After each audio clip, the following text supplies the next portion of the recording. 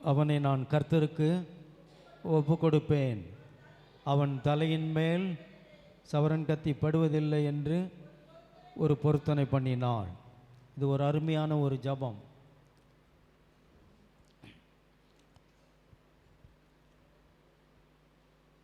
உங்களுடைய எல்லா பிரச்சனைகளுக்கும் தேவனிடத்தில் பதில் இருக்கிறது. உங்கள் பிரச்சனை எதுவாக இருக்கட்டும், சிறியதோ பெரியதோ, உங்கள் பிரச்சனை எதுவாக இருந்தாலும்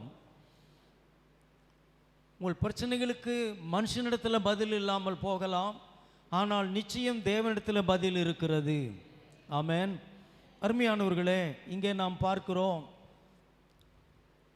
உங்கள் பிரச்சனைகளுக்கு மனுஷனிடத்தில் பதில் இல்லாமல் போகலாம், உங்கள் வியாதிக்கோ பலவீனங்களுக்கோ டாக்டரிடத்தில் பதில் இல்லாமல் போகலாம்.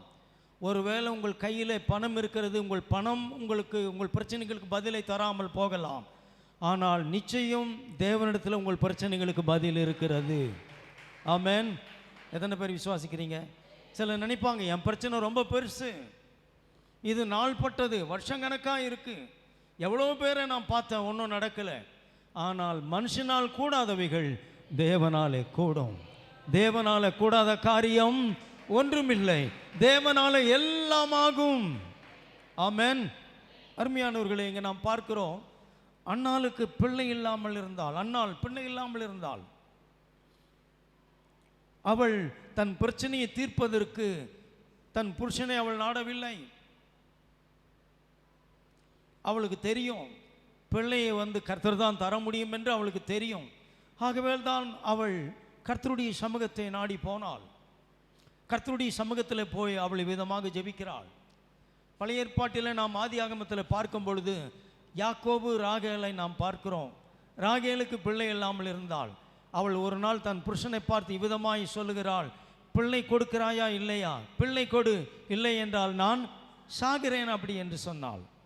யாக்கோபு சொல்லுகிறார், பிள்ளையை நான் உனக்கு கொடுப்பதற்கு நான் என்ன தேவனா? அதுதான் உண்மை.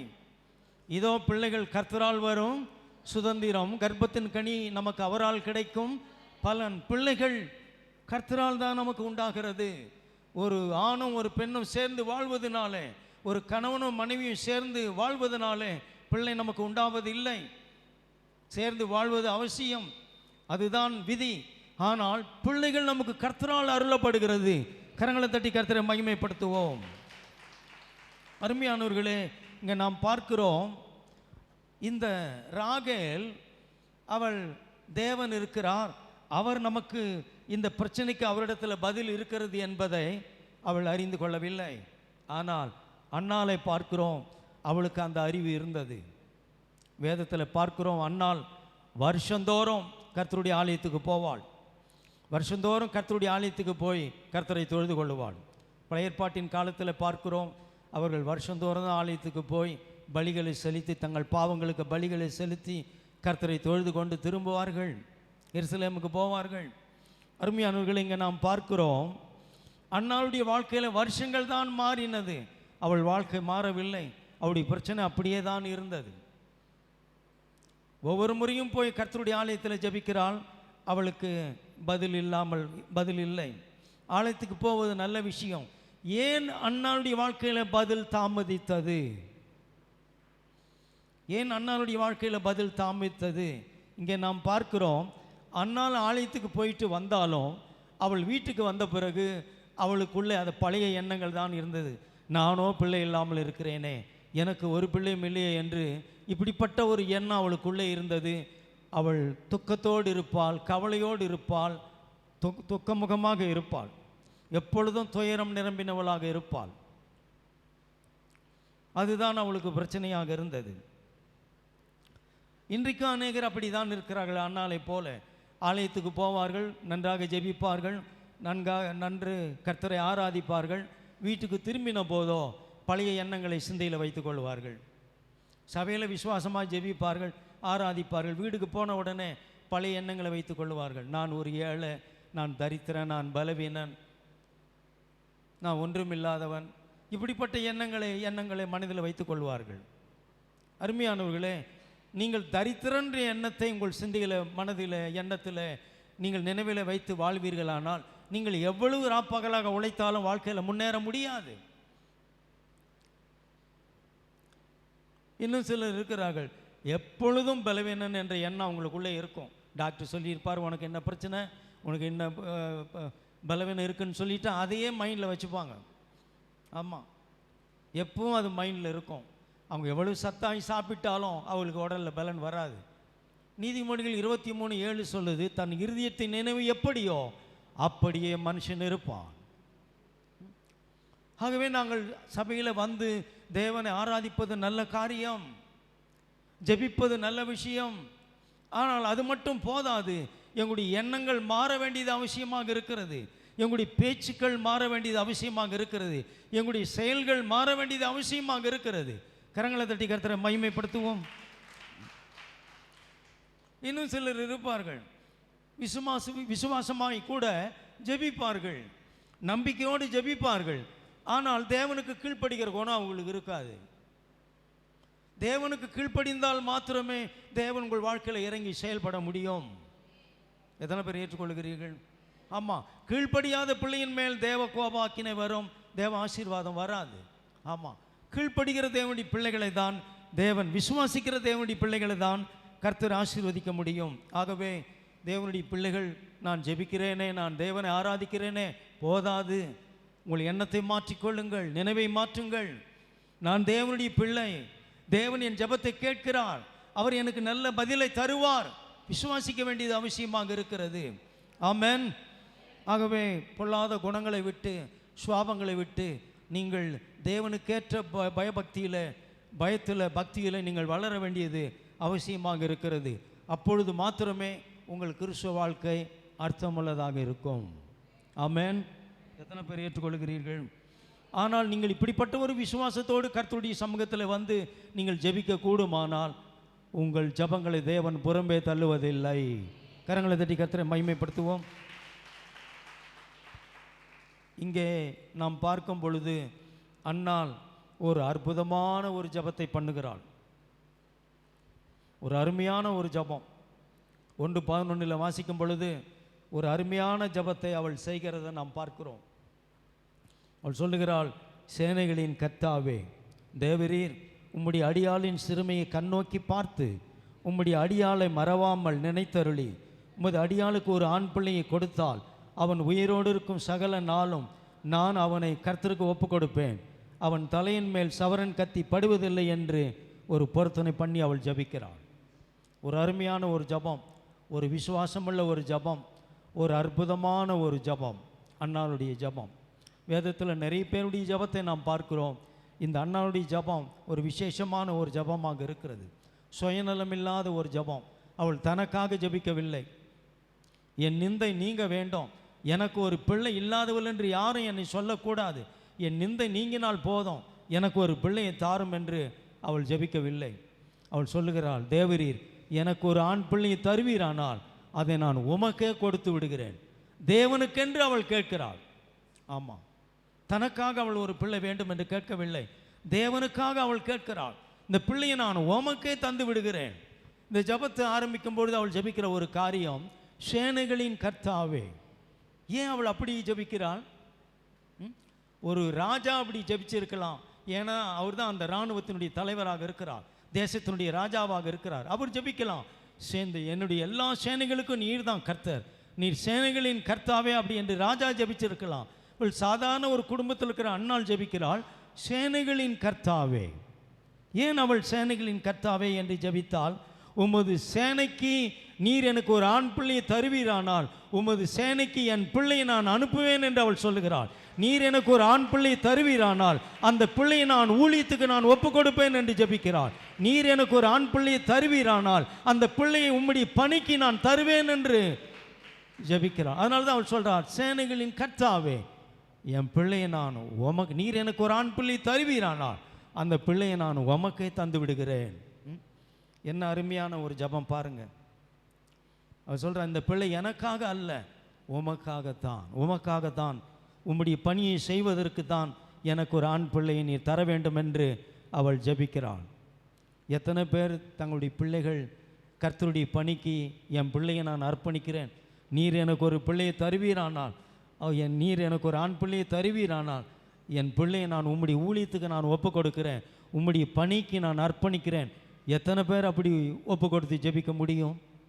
நீங்கள் அப்படி ஜெபிப்பீர்களானால் நீங்கள் பாக்கியவான்களாக இருப்பீர்கள். ஆனால் இன்றைக்கி நம்முடைய எண்ணம் என்ன? கர்த்தர் நமக்கு பிள்ளைகள் மேலே நமக்கு நிறைய கனவுகள் இருக்கிறது, பிள்ளைகளை குறித்து நமக்கு ஒரு தரிசனங்கள் இருக்கிறது. இவனை நல்லா படிக்க வச்சு ஒரு டாக்டர் ஆகணும், இவனை நல்லா படிக்க வச்சு ஒரு லாயர் ஆகணும், இவனை நல்லா படிக்க வச்சு ஒரு டீச்சர் ஆக்கணும், இவனை நல்லா படிக்க வச்சு ஒரு சயின்டிஸ்ட் ஆக்கணும், இவனை நல்லா படிக்க வச்சு சமுதாயத்தில் ஒரு உன்னத நிலைக்கு இவனை கொண்டு வரணும். நல்ல விருப்பங்கள், நல்ல ஆசைகள். இது போதுமா? உங்கள் ஆசை நம்மை சார்ந்து இருக்கிறது, இந்த உலகத்தை சார்ந்து இருக்கிறது. வாழ்க்கையில் எப்படி நாம் இன்னும் மேலே போக முடியும் என்று, எப்படி இந்த பிள்ளையை வைத்து இவனை படிக்க வைத்து நல்ல சம்பாத்தியம் பண்ணி வாழ்க்கையில் பொருளாதார விஷயத்தில் நல்லா உயர வேண்டும், நல்ல விருப்பங்கள். அது மாத்திரம் உங்கள் நோக்கமாக இருக்கிறதா? சிலர் இருக்கிறார்கள், நல்லா சம்பாத்தியம் பண்ணுவார்கள், அவர்கள் ஊழியத்துக்கு அவர்கள் பிள்ளைகளை அனுப்பாமல் இருந்தாலும் அவருடைய பணங்களை கொடுத்து ஊழியங்களை செய்ய வைப்பார்கள். கரங்களை தட்டி கர்த்தரை மகிமைப்படுத்துவோம். அவர்களும் ஊழியத்தில் ஈடுபடுவது போல ஒரு காரியத்தை அவருடைய பணத்தின் மூலம் ஊழியத்தை செய்வார்கள். இயேசுவோடு கூட நிறைய ஸ்திரீகள் இருந்தார்கள், அவர்கள் பணத்தினால் கர்த்தருக்கு உதவி செய்து இயேசுவுக்கு ஊழியம் செய்தார்களாம். ஸ்திரீகள் தங்களுடைய சொத்தை பணத்தை இயேசுக்கு தந்தார்களாம் ஊழியம் செய்வதற்கு. வேதத்தில் வாசிக்கிறோம். அருமையானவர்களே, நீங்கள் கர்த்தருடைய ஊழியத்துக்கென்று ஒரு பிள்ளையை உங்களால் ஒப்பு கொடுக்க முடியுமா? எங்கள் குடும்பத்தில் என் கூட பிறந்தது 7 பெண்கள்.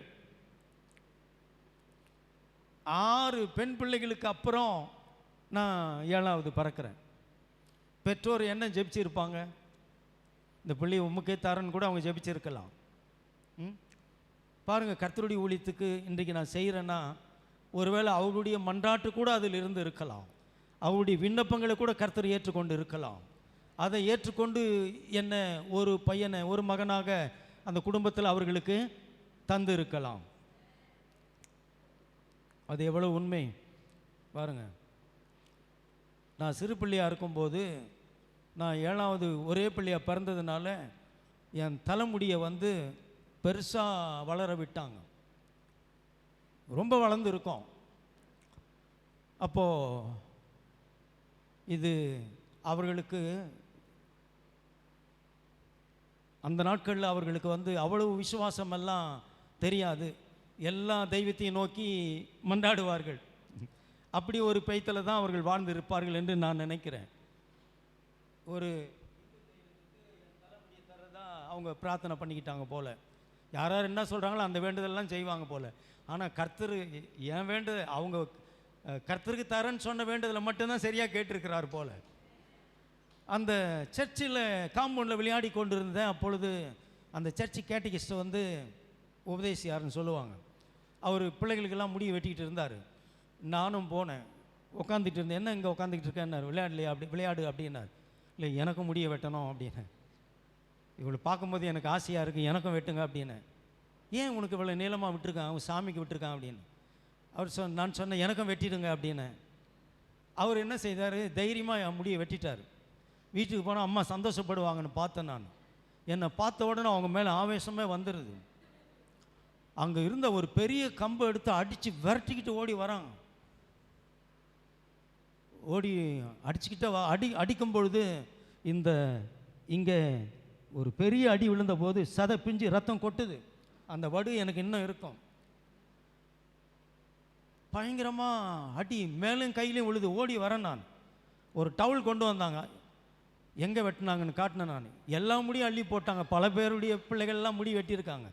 எல்லா முடியும் அள்ளி போட்டு கொண்டு போயிட்டு காலையில் என்னை அந்த கோயிலுக்கு கொண்டு போனார்கள். ஏன் சொல்கிறேன்னா, அப்போ அந்த சிறு பிள்ளையிலேயே ஒரு வைராக்கியம் எனக்குள்ளே இருந்தது கர்த்தருக்காக. இப்படி நாம் இருக்கக்கூடாது, இப்படி தான் இருக்கணுன்ற ஒரு வைராக்கியம் சிறு பிள்ளையிலேயே. இங்கே அண்ணால் பார்க்கும் பொழுது, அப்போது எங்களுக்கு திருமணமாகி குழந்தை பிறக்கும்போது 2 பொம்பளை பிள்ளைங்க பிறந்தது. நானும் யோசித்தேன், நமக்கும் இப்படி தான் 7 பிறக்கும் போல் பொம்பளை பிள்ளைகள் அப்படின்னு யோசித்தேன் நான். சிஸ்டர் ஒரு பொருத்தனை பண்ணி ஜெபம் பண்ணாங்க. இந்த முறை கர்த்தர் ஒரு பிள்ளையை தருவாரானால், அவங்க ஆண் பிள்ளைன்னு தான் ஜெபிச்சாங்க, தருவாரானால் அந்த அந்த பிள்ளையை நாங்கள் ஊழியத்துக்கே ஒப்பு கொடுக்குறோன்னு சொல்லி ஜெபிச்சாங்க. அப்போ பிறந்தது தான் பிரபு. இன்றைக்கி கர்த்தருடைய ஊழியத்தை அவன் செய்து கொண்டு இருக்கிறான். கரங்களை தட்டி கர்த்தரை மகிமைப்படுத்துவோம். கர்த்தருக்கு கொடுக்கறதுல நமக்கு ஒரு வைராக்கியம் இருக்கணும். ஒரு பிள்ளையை பெற்ற போது இவனால் நமக்கு என்ன லாபம் அப்படி தான் நம்ம யோசிக்கிறோம். உலக பிரகாரமாக இவன் சம்பாரித்து குடும்பத்தை முன்னுக்கு கொண்டு வருவான், இவன் பிறகு நம்மளை காப்பாற்றுவான், இப்படிப்பட்ட ஒரு நல்ல எண்ணங்கள் தான் அது. ஆனாலும் கர்த்தரை குறித்து, கர்த்தருடைய ஊழியங்களை குறித்து, தேவனை குறித்து ஒரு ஆவிக்குரிய காரியங்கள் தான் நமக்கு ஒரு மெய்யான உயர்ந்த லாபம். உலக பிரகாரமாக நமக்கு எவ்வளவு லாபமானது இருந்தாலும், வெள்ளியும் பொண்ணு இருந்தாலும், கர்த்தருடைய காரியங்களுக்கு அது ஈடாகாது. ஆகவே இந்த அன்னாள் அப்படி ஒரு பொருத்தனை பண்ணுறான். ஆமாம், அப்படி ஒரு பொருத்தனை பண்ணுறான். இந்த கர்த்தருடைய சமூகத்தில் அன்னாள் ஜெபித்து கொண்டிருக்கிறாள். அவள் சத்தம் போட்டு கூட அவள் ஜெபிக்கவில்லை. தன் வாயினாலே அவள் அசைத்து முணுமுணுத்து ஜெபித்து கொண்டிருக்கிறாள். அந்த ஆலயத்தில் இருந்த ஆசாரியன் ஏலி அவளை சரியாய் புரிந்து கொள்ளவில்லை. அவளிடத்தில் வந்து கேட்கிறான், நீ குடித்திருக்கிறாயா, வெறித்திருக்கிறாயா, என்ன செய்து கொண்டிருக்கிறாய், உளறி கொண்டிருக்கிறாயே அப்படி என்று கேட்கிறார். அப்பொழுது அவள் சொல்லுகிறாள், அப்படி அல்ல என் ஆண்டவனே, நான் மனக்லேசம் உள்ள ஸ்திரீ, மதுவாகிலும் நான் ஒன்றும் குடிக்கவில்லை. நான் கர்த்தருடைய சமூகத்தில் நான் உள்ளம் உடைந்து போய் வந்திருக்கிறேன். என் இருதயத்தில் இருக்கிறது நான் கர்த்தருடைய சமூகத்தில் கொட்டி விட்டேன் அப்படின்றான். இங்கே போடப்பட்டிருக்கிறது ஊற்றி விட்டேன்னு. இன்னொரு வேதத்தில் வாசிக்கும் பொழுது தன் உள்ளத்தில் உள்ளதையெல்லாம் கர்த்தருடைய சமூகத்தில் கொட்டி விட்டான், உடைத்து கீழே கொட்டி விட்டாள். தன் உள்ளத்தில் இருப்பதை எல்லாம் தேவனிடத்தில் சொல்லிவிட்டாள். கரங்களை தட்டி கர்த்தரை மகிமைப்படுத்துவோம். உங்களால் உள்ளம் உடைத்து உங்கள் உள்ளத்தில் இருப்பதையெல்லாம், மனதில் இருப்பதையெல்லாம் கர்த்தருடைய சமூகத்தில் உங்களால் சொல்ல முடியுமா? அதை தான் நான் ஆரம்பத்திலேயே சொன்னேன். உங்கள் எல்லா பிரச்சனைகளுக்கும் தேவனிடத்தில் மட்டும்தான் பதில் இருக்கிறது. நம்முடைய எல்லா பிரச்சனைகளுக்கும் மனுஷன் பதிலாக இருக்க முடியாது. நம்முடைய எல்லா பிரச்சனைகளுக்கும் பணம் பதிலாக இருக்க முடியாது. ஆனால் உங்களுடைய எல்லா பிரச்சனைகளுக்கும் கர்த்தர் பதிலை தர வல்லவராக இருக்கிறார். ஆமென். அருமையான தேவனுடைய பிள்ளைகளே, இங்கே நாம் பார்க்கிறோம், அன்னாள் ஜபத்தில் நாம் விசுவாசத்தை பார்க்கிறோம். இவள் பல வருஷங்கள் கர்த்தருடைய ஆலயத்தில் போய் கர்த்தரை தொழுது கொண்டு தன்னுடைய பிரச்சனைகளை சொல்லி கொண்டிருக்கிறாள். அவளுடைய பிரச்சனைக்கு பதில் இல்லை. ஏனென்று நான் சொன்னேன், அவள் ஜெபித்து விட்டு வீட்டுக்கு வந்த பிறகு தன்னுடைய நிலைமையை தான் அவள் மனதில் வைத்து கொண்டு வாழ்ந்து கொண்டிருந்தாள். துக்கத்தோடும் துயரத்தோடும் அவள் இருந்தாள். அது எதை காட்டுகிறது? கர்த்தரை அவள் விசுவாசிக்கவில்லை. சொன்னால் ஜெபிக்கிறாள், ஆனால் வீட்டுக்கு வந்து பிறகு என் ஜபத்தை கர்த்தர் கேட்டிருக்கிறார் என்று அவள் சந்தோஷமாய் இருக்கவில்லை. ஆகவே அவள் தொடர்ந்து கர்த்தருடைய ஆலயத்துக்கு போனது கூட அவளுக்குள்ளே ஒரு விசுவாசம் இருக்கத்தான் செய்தது. அருமையான தேவனுடைய பிள்ளைகளே, ஆனால் இந்த முறை அவள் ஆலயத்துக்கு போகும் பொழுது அவளுடைய விசுவாசத்தை நாம் சரியாக பார்க்க முடிகிறது.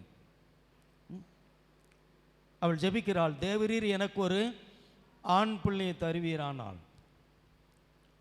அதுதான் அவளுடைய ஜபத்தினுடைய விசுவாசம். அவள் இப்படி ஜபித்து இருக்கலாமே, என் நிந்தை பிள்ளை இல்லைன்ற ஒரு குறை என்னை விட்டு போகணும், அந்த பழி சொல் என்னை விட்டு நீங்கணும், ஆகவே எனக்கு ஒரு பிள்ளை தந்தா போதும், முடிஞ்சால் ஆண் பிள்ளை கொடுங்க, இல்லைன்னா ஒரு பொம்பளை பிள்ளையாச்சும் தாங்க. அப்படி ஜபிக்கலை. உறுதியாக ஜபிக்கிறாள், கான்ஃபிடென்ட்டாக ஜபிக்கிறாள், அத்தாரிட்டியாக ஜபிக்கிறாள். தேவரீர் எனக்கு ஒரு ஆண் பிள்ளையை தர வேண்டும். கரங்களை தட்டி கர்த்தரை மகிமைப்படுத்துவோம். தேவரீர் எனக்கு ஒரு ஆண் பிள்ளையை தருவீரானால் அதை நான் உமக்கே கொடுத்து விடுகிறேன், உமக்கே கொடுத்து விடுகிறேன் அப்படின்றான். இங்கே நாம் கவனிக்கிறோம், நான் சொன்னேன், அவள் பலமுறை ஆலயத்துக்கு வந்தாலும் அவள் ஜபங்கள் கேட்கப்படவில்லை. ஆனால் அவள் இந்த முறை அவள் விசுவாசத்தோடு வந்திருக்கிறாள், விசுவாசத்தோடு வந்திருக்கிறாள், நம்பிக்கையோடு வந்திருக்கிறாள். கர்த்தருடைய சமூகத்தில் அவள் இப்படி ஜெபிக்கிறாள், நீர் எனக்கு ஒரு ஆண் பிள்ளையை தந்தால் அவனை நான் உமக்கே கொடுத்து விடுகிறேன், எனக்காக அல்ல, உம்முடைய ஊழியங்களுக்காக, உம்முடைய பணிக்காக, உம்முடைய சேனையிலே என் பிள்ளை ஒரு வீரனாக இருக்கணும். அவள் ஜெபிக்கிறாள். இங்கே நாம் கவனிக்கிறோம், அவள் இன்னொரு காரியத்தை சொல்லுகிறாள். அவனை நான் நசரேனாக வளர்ப்பேன். நசரேன் என்று சொன்னால் அவர்கள் தலைமுடியை எடுக்க மாட்டார்கள், வெட்ட மாட்டார்கள். அது அப்படி நீளமாய் வளர்ந்திருக்கும். இவனை நான் நசரேனாக வளர்ப்பேன். மதுவோ மாதுவோ இவனை தொடாமல் இவனை நான் பரிசுத்தமாக வளர்ப்பேன். அதான் நசரேன். நசரேனாக நான் வளர்ப்பேன் அப்படின்னு சொல்லி அவள் நசரேனாக வளர்ப்பது சாதாரண விஷயம் கிடையாது. பழைய ஏற்பாட்டில் 2 பேர் தான் நசரேனாக இருந்தவர்கள். ஒன்று சிம்சோன் அவனை பார்க்கிறோம். அந்த சிம்சோன் அவன் நசரேனாக இருந்தாலும் பின் நாட்களில் அவன் விழுந்து போனான், பாவத்தில் விழுந்து போனான். அந்த நசரேயத்தை அவன் இழந்து போனான். அந்த நசரேய தன்மை அவன் இழந்து போனான். 2 பேர், ஒன்று சிம்சோன், இன்னொன்று சாமுவேல். பழைய ஏற்பாட்டில் 2 பேர். இந்த சாமுவேல், அன்னாளுடைய மகன் சாமுவேல், விசுவாசத்தோடு தேவனிடத்தில் கேட்டு பெற்றுக்கொண்ட சாமுவேல், விருப்பத்தோடு கேட்டு பெற்றுக்கொண்ட அந்த சாமுவேல் நசரேனாக வாழ்ந்தார். அவர் இஸ்ரவேல் மக்களை கிட்டத்தட்ட 40 வருஷம் நியாயம் தீர்க்கிறார், நியாயாதிபதியாக இருக்கிறார். ராஜாக்களை அபிஷேகம் பண்ணுகிற ஒரு தீர்க்கதரிசியாகவும் அந்த சாமுவேல் இருக்கிறார். இஸ்ரவேலின் முதல் ராஜா சவுல், அவனை அபிஷேகம் பண்ணினது இந்த சாமுவேல் தீர்க்கதரிசி. இந்த நசரேன் ஆகிய சாமுவேல் தீர்க்கதரிசி தான் அந்த சவுல் ராஜாவை அபிஷேகம் பண்ணுகிறார் இஸ்ரவேலுக்கு முதல் ராஜாவாக. அவன் விழுந்த போது திரும்பவும் இஸ்ரவேலுக்கு ராஜாவாக கர்த்தர் தாவீதை தெரிந்து கொள்கிறார். அந்த தாவீதை அபிஷேகம் பண்ணினதும் இந்த சாமுவேல் தான். கரங்களை தட்டி கர்த்தரை மகிமைப்படுத்துவோம். அருமையானவர்களே, இங்கே நாம் பார்க்கிறோம், புதிய ஏற்பாட்டில் 2 நசரேயர்கள் இருந்தார்கள். ஒன்று யோவான் ஸ்நானகன். அவரும் அப்படிதான். சவரன் கத்தி அவர் தலையின் மேலே படவில்லை. அவர் பரிசுத்தமாக மதுபானமோ ஒரு ஒரு மதுவோ மாதோ தொடாமல் பரிசுத்தமாக நசரேனாக வாழ்ந்தார் யோவான் ஸ்நானகன். அடுத்து இயேசு கிறிஸ்து. பழைய ஏற்பாட்டில் சிம்சோன் சாமுவேல், புதிய ஏற்பாட்டில் யோவான் ஸ்நானகன் இயேசு கிறிஸ்து. இவர்கள் தான் அதனால தான் இயேசுவை நசரேனாகிய இயேசு அப்படி சொன்னார்கள். நசரேனாகிய இயேசு இந்த பூமியில் வாழ்ந்தபோது குற்றம் இல்லாதவராய், பிழை இல்லாதவராய், பாவம் இல்லாதவராய், பரிசுத்தராய், சாட்சி உள்ளவராய் வாழ்ந்து சிலுவையின் மரணப்படிந்தும் பிதா தேவனுக்கு கீழ்ப்படிந்து தன் ஜீவனை ஒப்பு கொடுத்து அவர் மரித்து அடக்கம் பண்ணப்பட்டு 3ஆம் நாளில் உயிரோடு கூட எழுந்தார். கரங்களை தட்டி கர்த்தரை மகிமைப்படுத்துவோம். அருமையானவர்களே, இங்கே நாம் பார்க்கிறோம், அன்னாள் ஒரு அருமையான ஒரு ஜபத்தை ஏறெடுக்கிறாள். நீர் எனக்கு ஒரு ஆண் பிள்ளையை தருவீரானால் அந்த பிள்ளையை நான் உமக்கே கொடுத்து விடுகிறேன் ஆண்டவரே. ஆமாம், அந்த ஜபத்தை கர்த்தர் கேட்டார். நீங்கள் வாசிப்பீர்களானால் சாமுவேல் புஸ்தகம், அவள் ஜபிக்கிறாள். ஏலி அவளை தவறாய் புரிந்து கொள்கிறான். நீ மதுபானம் குடித்திருக்கிறாயோ, வெறித்திருக்கிறாயோ என்று கேட்கிறான். அவள் சொல்லுகிறாள், அப்படி அல்ல, நான் கிளேசமுள்ள ஸ்திரீ என்று அவள் சொல்லுகிறாள். அப்பொழுது அந்த ஏலி சொல்லுகிறார், 1:17, 1 சாமுவேல் 1:17, அப்பொழுது ஏலி, சமாதானத்தோடு போ, நீ இஸ்ரவேலின் தேவனிடத்தில் கேட்ட உன் விண்ணப்பத்தின்படி அவர் உனக்கு கட்டளையிடுவாராக என்றாள். அப்பொழுது அவள், உமது அடியாளுக்கு உம்முடைய கண்களிலே கிருபை கிடைக்க கடவுது என்றாள். பின்பு அந்த ஸ்திரீ புறப்பட்டு போய் போஜனம் செய்தாள். அப்புறம் அவள் துக்கமுகமாக இருக்கவில்லை. நல்லா கவனிங்க. ஒவ்வொரு முறையும் போயிட்டு துக்கமுகமாக தான் இருப்பாள். அவன் புருஷன் அவளை சமாதானப்படுத்துவார்.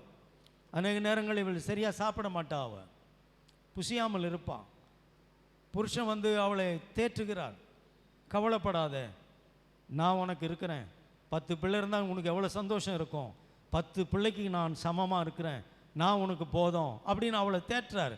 ஆனால் அவளோ துக்கமுகமாக தான் இருந்தாள். ஆனால் இந்த முறை ஆலயத்துக்கு போயிட்டு திரும்பி வந்தபோது அவள் துக்கமுகமாக இல்லை, அவள் சந்தோஷமாக இருக்கிறாள். அவள் குளித்து புசித்து உணவருந்தி மிகவும் மகிழ்ச்சியாக இருக்கிறாள். ஏன்?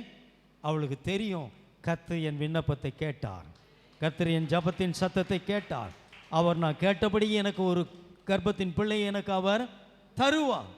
அவள் மகிழ்ச்சியாக இருந்தாள்.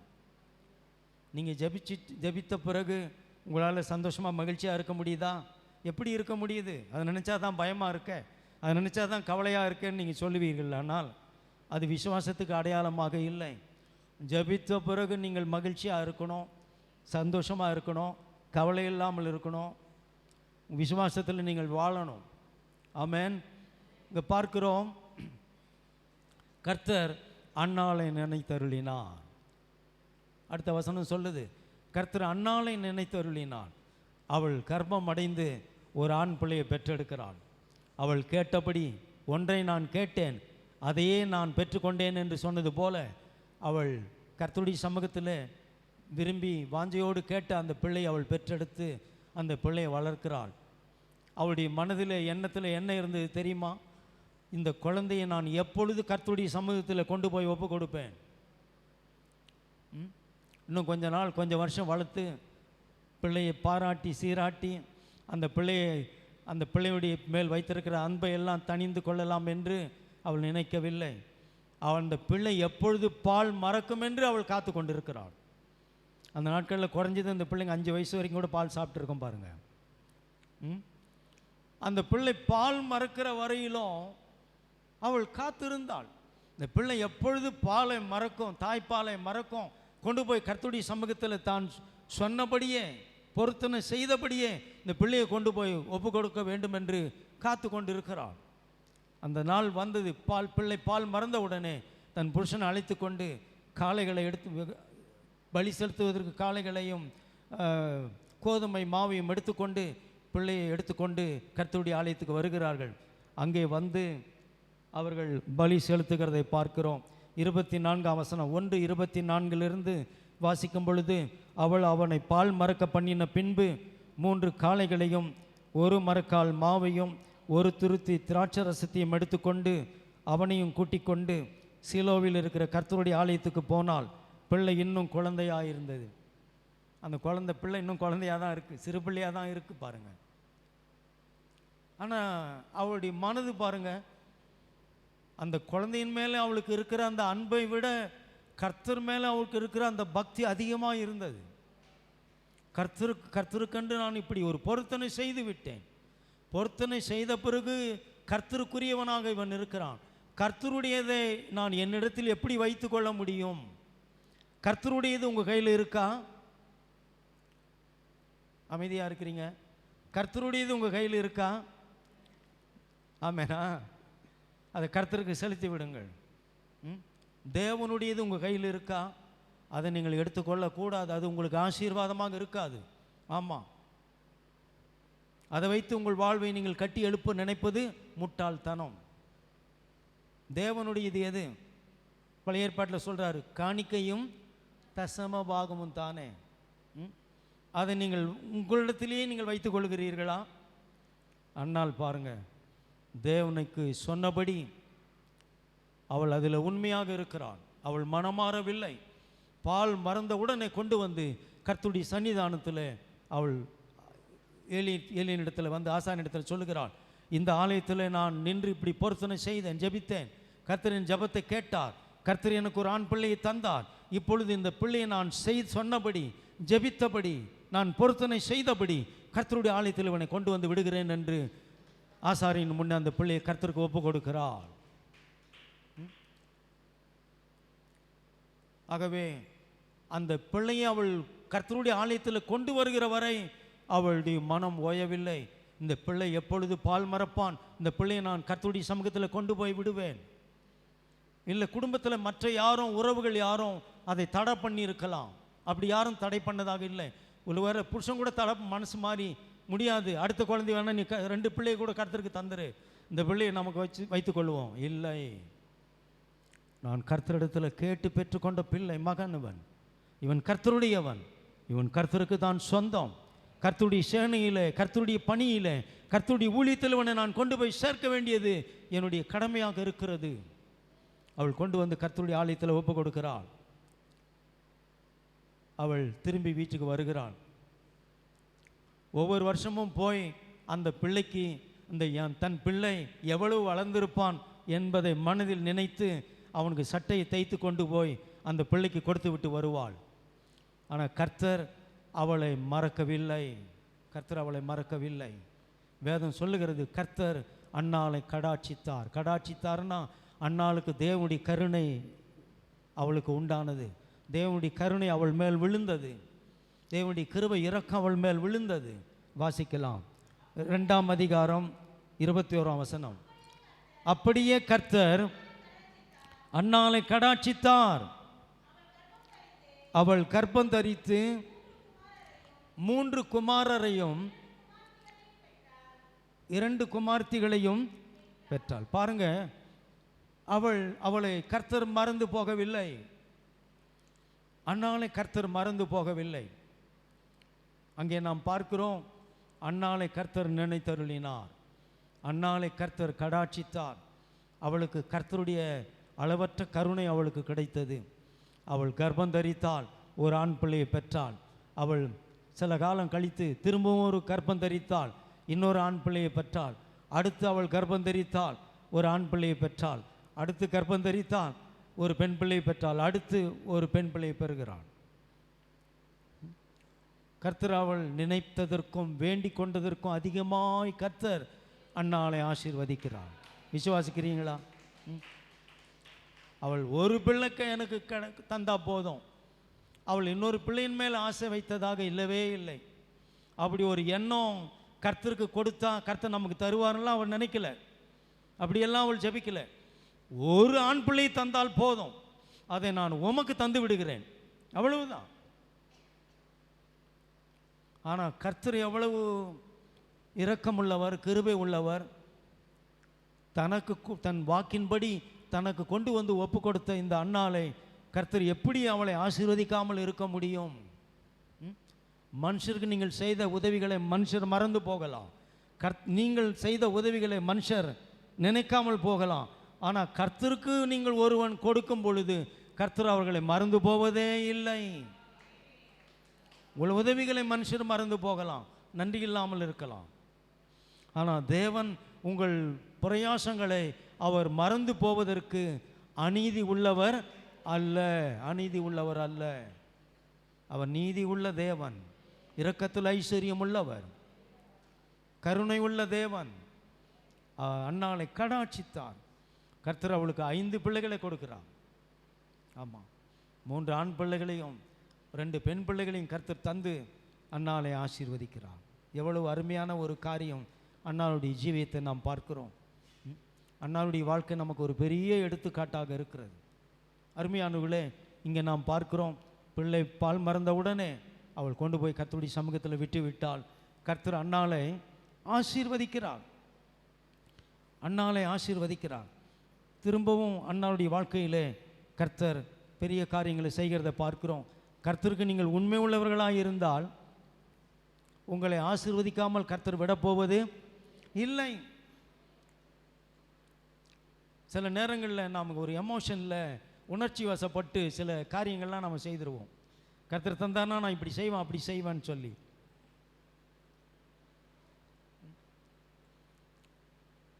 ஒரு சமயம் இந்த இயர் எண்டில் அந்த வாட்ச் நைட் சர்வீஸ், அந்த விழிப்பு ஜபத்தில் சபையில் வந்து சிலர்லாம் பொருத்தனை எடுப்பாங்க பாருங்கள். அப்போ பொருத்தனை தீர்மானம் எடுப்பாங்க. சிலர்லாம் பாருங்கள், நான் வெள்ளை உடுத்துவேன், நான் பூ போட்டு வைக்க மாட்டேன், சிலருடைய பொருத்தனைகள். சிலர் வந்து நான் உபவாசித்து வாரம் வாரம் நான் உபவாசித்து ஜெபிப்பேன், சபைக்கு ஒழுங்காக வருவேன், தசமபாகம் ஒழுங்காக தருவேன், இப்படி எல்லாம் பொருத்தனை எடுத்தார்கள். ஒரு தம்பி வந்து பொருத்தனை எடுத்தார். மாதம் மாதம் நான் சபையில் வர்ற அத்தனை பேருக்கும் சாப்பாடு தருவேன் அப்படின்னு பொருத்தனை எடுத்தார். ரொம்ப எளிமையான ஒரு மகன்தான் அவர். நம்முடைய விசுவாசம் தேவனை பரீட்சை பார்க்குற மாதிரி இருக்கக்கூடாது. விசுவாசத்தோடு ஞானத்தை நாம் சேர்த்து கொள்ள வேண்டும். அவர் ஒரு லேபர் தான், கூலி வேலை தான் செய்கிறார். அவர் பொருத்தனை பண்ணார், மாதந்தோறும் நான் சபையில் அத்தனை பேருக்கு சாப்பாடு தருவேன் அப்படின்னார். ஆராதனை முடிஞ்சு போமா நான் சொன்னேன், நீங்கள் பொருத்தனை எடுத்தீங்களா, அது உங்களால் முடியுமா? விளையாட்டான காரியம் இல்லை, அது மாதிரிலாம் சொல்லக்கூடாது பிரதர்னு. ஒரு மாதம் கூட அவர் போட முடியாது அவரால்.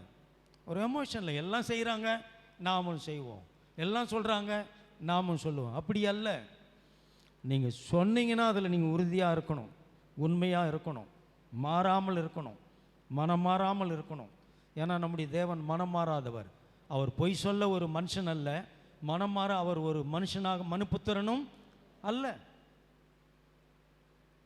ஆகவே இங்கே நாம் பார்க்கிறோம், தேவனுடைய பிள்ளைகள் கர்த்தருக்கு பொருத்தனை பண்ணுகிற விஷயத்தில் அது ஒரு நல்ல விஷயம். அது நம்முடைய வாழ்க்கையை தேவன் இன்னும் வெகுவாய் ஆசீர்வதிப்பதற்கு அது நமக்கு ஒரு பெரிய ஒரு ஆசீர்வாதத்தின் ஒரு திறவுகோலாய் கூட இருக்கும். ஏன்னா நீங்கள் பொருத்தனை எடுக்கும் பொழுது சிலர் பாருங்கள், பொருத்தனை எடுக்கிறது ஒரு நல்ல விஷயம். எப்படி ஒரு வீட்டுக்கு காம்பவுண்ட் அவசியமோ அதுபோல் நீங்கள் சில பொருத்தனைகளை எடுப்பது உங்கள் ஆவிக்குரிய வாழ்க்கைக்கு உங்களுக்கு ஒரு பாதுகாப்பாக இருக்கும். எத்தனை பேருக்கு நான் சொல்கிறது புரியுது? ஆமாம். ஏன்னா அந்த பொருத்தனை எடுத்தவர்கள் எப்பொழுதும் ஒரு விழிப்பாக இருப்பார்கள். நான் கர்த்தருக்கு இப்படி சொல்லியிருக்கேன், நான் உண்மையாக இருக்கணும், நான் அது சாட்சியாக இருக்கணும், அதை நான் தவறாமல் இருக்கணும். ஒரு விழிப்பு அவங்களை கொண்டு வரும், ஒரு விழிப்பு. நான் பாடும்போது கூட சொன்னேன், தீர்மானிங்க. அது தீர்மானிக்கிறது தான். அது பொருத்தனை எடுக்கிறது என்ன? நான் கர்த்தருக்கு இப்படி இருப்பேன், கர்த்தருக்கு இப்படி செய்வேன், நான் கர்த்தருக்காக இப்படி சாட்சியாக இருப்பேன். தீர்மானிக்கிறது ஒரு பொருத்தனை மாதிரி தான் அது. அப்போது நான் உங்களுக்கு சொன்னேன், தேவனுடைய பிள்ளைகள் சபை கூடி வருகிற விஷயத்தில் இன்றைக்கி உலக பிரகாரமான காரியத்தில் நீங்கள் சரியாக தான் இருப்பீர்கள். ஆஃபீஸ் போகிறது சரியாக போயிடுவோம். ஆமாம். ஏன்னா அதில் நமக்கு ஒரு பயம், ஆஃபீஸர் என்ன சொல்லுவார். ஆமாம், அதில் பயம் நமக்கு. சில நேரங்களில் நமக்கு பல பிரச்சனைகளை கொண்டு வரும். தாமதமாய் போவதனால இழப்புகள் நமக்கு வரும். சம்பளம் கட் பண்ணுவார்கள், பல இழப்புகள், வீட்டுக்கு திருப்பி அனுப்புவார்கள். நாளைக்கு வாங்க, சரியான நேரத்துக்கு வாங்க.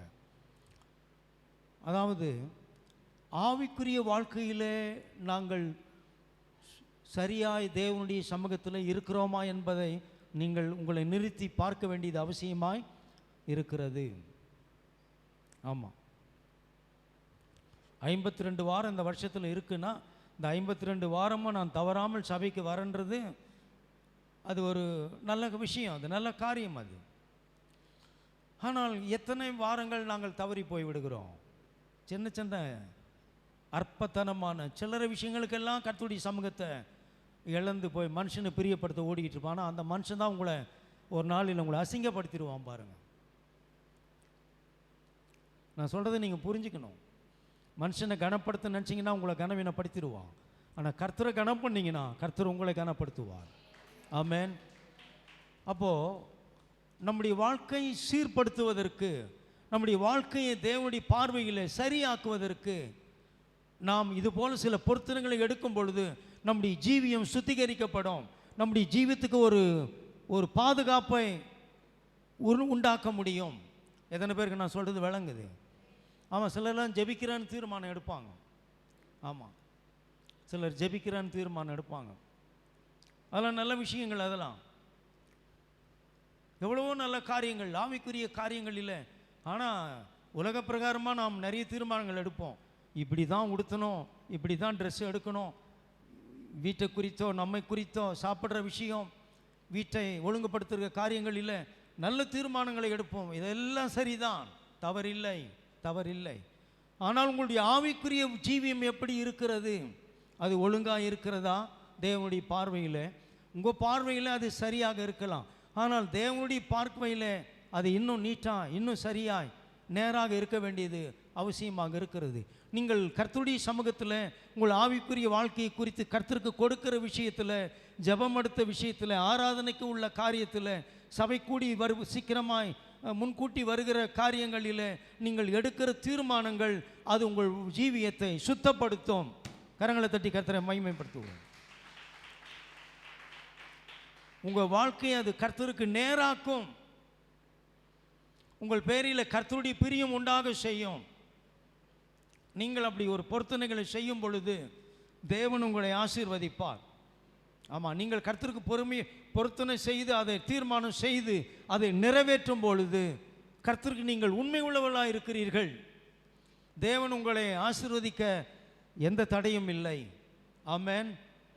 ஆகவே நீங்கள் இன்றைக்கு கர்த்தருடைய ஆவிக்குரிய வாழ்க்கையில் ஆராதனைக்கு அடுத்த விஷயம், கர்த்தருக்கு கொடுக்கிற விஷயங்கள், கர்த்தருக்கு சாட்சியாக இருக்கிற விஷயங்களில் நீங்கள் எப்படி இருக்க வேண்டும் என்று நீங்கள் தீர்மானிங்கள். விசேஷமாய் ஒரு காரியத்தை நான் உங்களுக்கு சொல்லுகிறேன். நான் தேவனுடைய பிள்ளைகள் எந்த சந்தர்ப்பத்திலும் எந்த சூழ்நிலையிலும் ஆத்திரப்பட்டு அவசரப்பட்டு நீங்கள் பிழையான வார்த்தைகள் பேசக்கூடாது என்பதில் கூட நீங்கள் தீர்மானம் செய்ய வேண்டியது அவசியமாக இருக்கிறது. சிலரெல்லாம் சபைக்கு வருவார்கள், நல்ல காரியம். ஆனால் வீடுகளுக்கு போய் கோபம் வந்தால் கெட்ட கெட்ட வார்த்தையில் பேசுவாங்க, பச்சை பச்சை ஆபாசமாக பேசுவாங்க. எபேசியரில் பவுல் எழுதுகிறாரு, கெட்ட வார்த்தை ஒன்று உங்கள் வாயிலிருந்து புறப்படும். நான் ஒன்றும் அப்படி ஒன்றும் பேசலையே. சிலர் சொல்லலாம், உயிரை வாங்காத போ தொலை அப்படின்னு நீங்கள் குழந்தைகளை சொல்கிறீங்கன்னா அது குழந்தையின் மேலே என்ன வைக்கிறீங்க?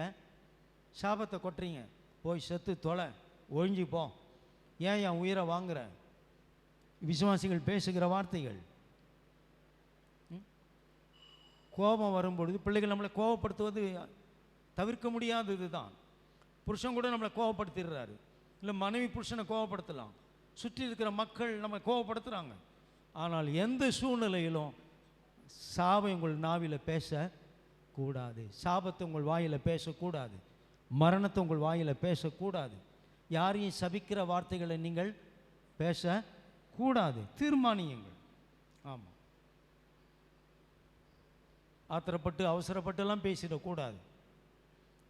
அதுபோல் காரியங்களில் கூட நீங்கள் தீர்மானிக்கணும். ஏனென்றால் நீங்கள் சொல்லுவது உங்கள் வாழ்க்கையாக மாறுகிறது. அதான் சொன்னேன், உங்கள் எண்ணங்கள் மாறணும், உங்கள் பேச்சுக்கள் மாறணும். அண்ணாவுடைய எண்ணம் மாறினது, அவள் பேச்சு மாறினது, அவளுடைய ஜபத்தை கர்த்தர் கேட்டார். கரங்களை தட்டி கர்த்தரை மகிமைப்படுத்துவோம். விசுவாசிக்கிறீங்களா? ஜபம் பண்ணுறீங்க, பைபிள் வாசிக்கிறீங்க, சபைக்கு வரீங்க, இதெல்லாம் நாம் வாழ்க்கையில் நமக்கு இருக்க வேண்டிய ஒரு ஒழுங்குகள். ஆனால் வாயை திறந்தான் அவிசுவாசிகளை விட, அஞ்சானிகளை விட, புறஜாதி மக்களை விட ஏன் இவ்வளோ வார்த்தை சொல்கிறேன்? சிலருக்கு எது மண்டியில் ஏறதோ ஏறட்டும். கர்த்தர் அறியாத மக்களை விட நீங்கள் படு மோசமாக, கேவலமாக, மட்ட ரகமாக நீங்கள் பேசுகிறீங்கன்னா நம்முடைய கிறிஸ்தவ வாழ்க்கையில் என்ன பலன் இருக்கிறது? நம்முடைய கிறிஸ்தவ வாழ்க்கையில் தேவன் மகிமைப்படுகிற காரியம் இருக்கா? சிந்தியுங்கள். ஆகவே தீர்மானியுங்கள். ஒரு பொறுத்தனை, வாயை நான் ஒழுங்காக வச்சுப்பேன், சரியானதை பேசுவேன். ஆமாம், முந்திலாம் நம்ம இந்த ரேஷன் கடையில் சர்க்கரைக்கெல்லாம் அளவு கிடையாது, தாராளமாக தந்தாங்க. ஆனால் இப்போ பாருங்கள், அளவோடு தான். அது மாதிரி உங்கள் பேச்சு கூட அளவாக தான் இருக்கணும்.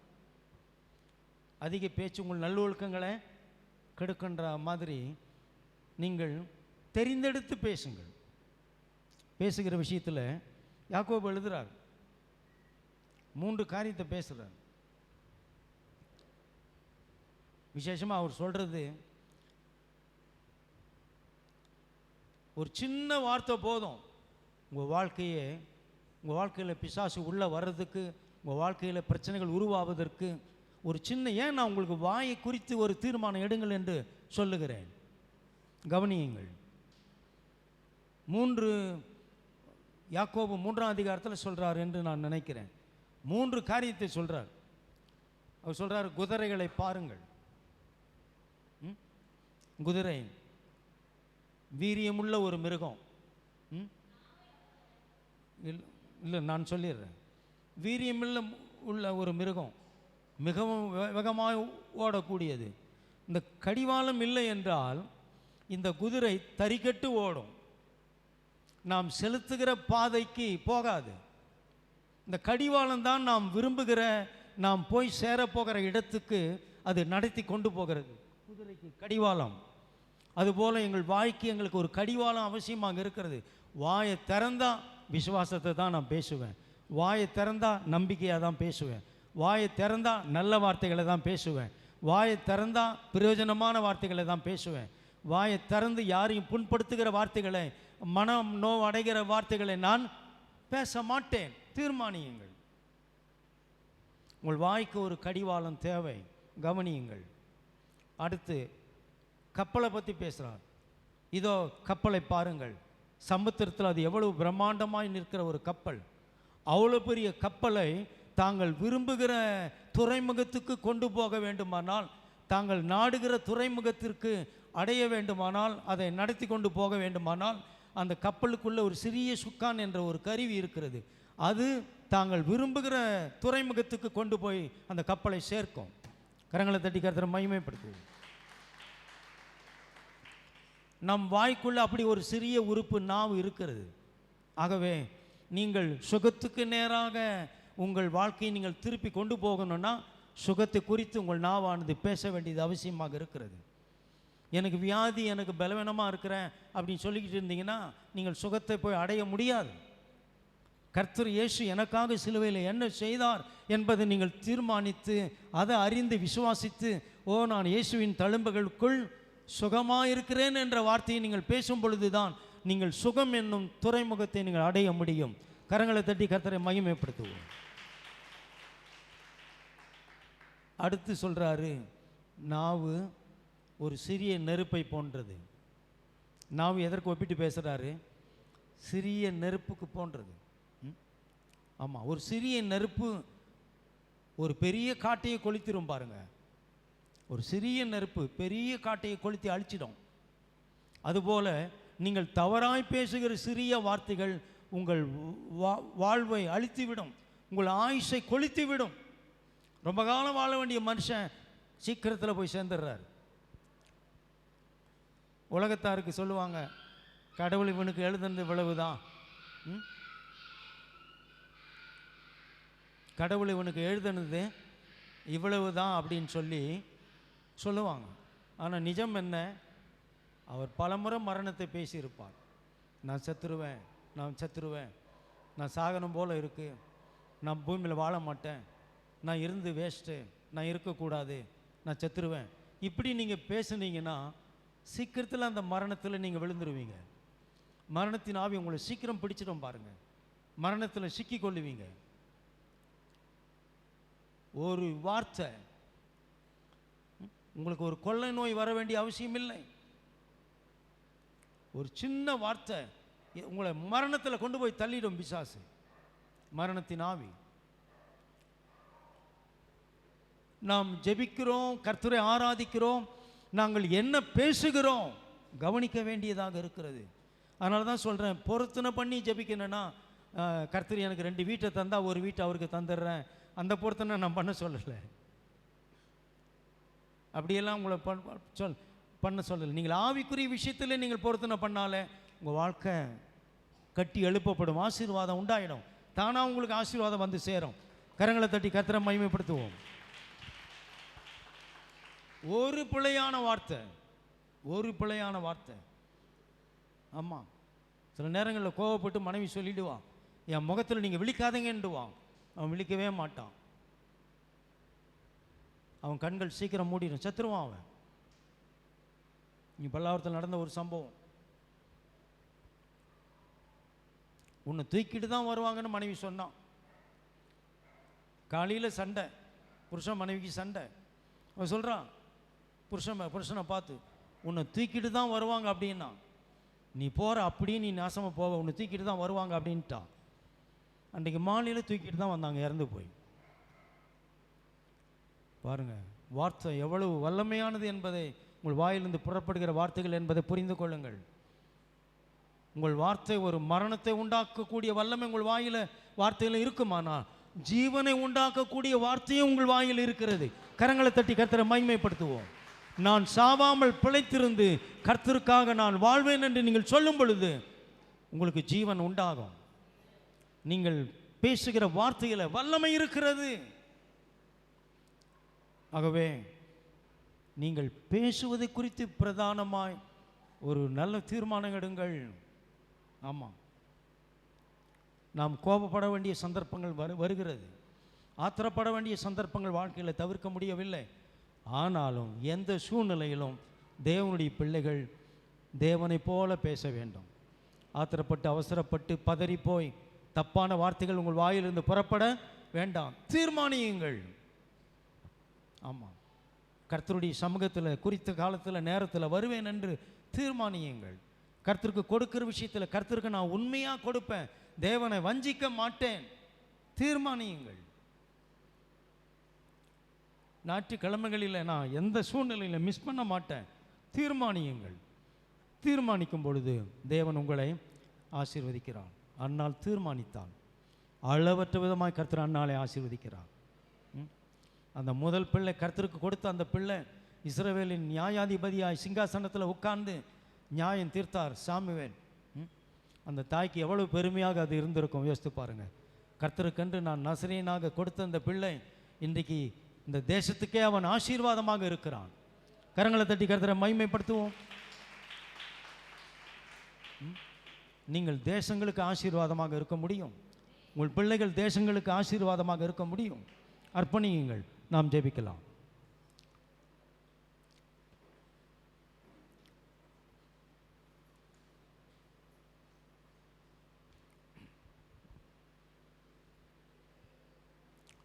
பிதாவே, நாங்கள் உம்மை துதிக்கிறோம், ஸ்தோத்திரிக்கிறோம். இந்த கால வேளையில் உம்முடைய நாமத்தை உயர்த்துகிறோம். உம்முடைய சமூகத்தில் கூடி வந்திருக்கிற விசுவாச மக்களுக்காக ஜெபிக்கிறோம். தேவனே, உம்முடைய பிள்ளைகளை கர்த்தர் ஆசீர்வதியும், சகல நன்மையினால் நிரம்பி வழியை செய்யும். அந்நாளை போல நாங்கள் ஒரு தீர்மானத்தோடு நாங்கள் ஜெபிக்கும் பொழுது எங்கள் வாழ்க்கையை, எங்கள் தொழிலை, எங்கள் குடும்பத்தை, எங்களுடைய கர்ப்பத்தின் பிள்ளைகளை நீர் ஆசீர்வதிக்கிற தேவனாக இருக்கிறபடியினால் ஸ்தோத்திரம். இன்னும் நாங்கள் உம்முடைய மகிமையை காண எங்களுக்கு உதவி செய்யும். வந்திருக்கிற ஒவ்வொருவரையும் கர்த்தர் அளவற்ற ஆசீர்வாதத்தினால் நிரப்பினதற்காக நன்றி. இயேசு கிறிஸ்துவின் நாமத்தில் தயவாய் வேண்டிக் கொள்கிறோம் நல்ல பிதாவே. ஆமேன். நாம் கவனிக்கலாம்.